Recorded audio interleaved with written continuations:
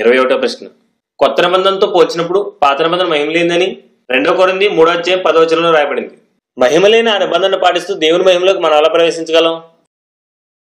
Okay, next 22వ ప్రశ్న. Okay, పాత నిబంధనలో విశ్రాంతి దినం గురించి 150 సార్లు రాయబడింది.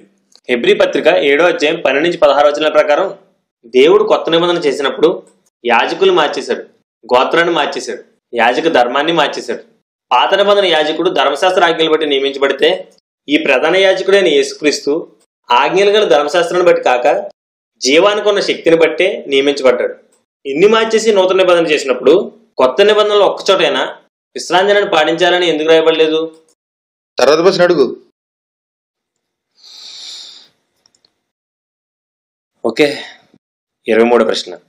విశ్రాంతి దినాన్ని విధిగా ఆచరించిన వాళ్ళు ఎవరు దేవుని విశ్రాంతిలో ప్రవేశించలేదని, మోషే మొదలుకొని ఇశ్రాయేలులో ఎవరూ దేవుని విశ్రాంతిలో ప్రవేశించలేదని, కేవలం క్రీస్తునందు విశ్వాసం ఉంచిన వారు మాత్రమే దేవుని విశ్రాంతిలో ప్రవేశిస్తారని నిర్గమాకాండం 33:14 హెబ్రీ పత్రిక 4:1-10 చెప్తున్నాయి. నిజ విశ్రాంతినిచ్చే క్రీస్తు ఈ లోకానికి వచ్చిన తర్వాత కూడా విశ్రాంతిని ఇవ్వాలని విశ్రాంతి దినాచారాన్ని కొనసాగించడం వల్ల ఉపయోగం ఏంటి?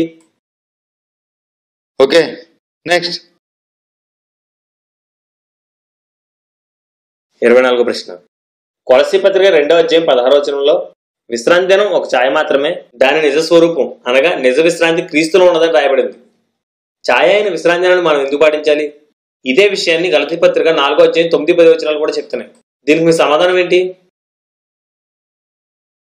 క్లియర్ గా విశ్రాంతి దినం ఛాయ మాత్రమే రాయబడితే సమాధానం చెప్పకుండా నవ్వుతారేంటి? చెప్తాను. అన్ని ప్రశ్నలు ఒకటే జవాబు నా దగ్గర ఉంది.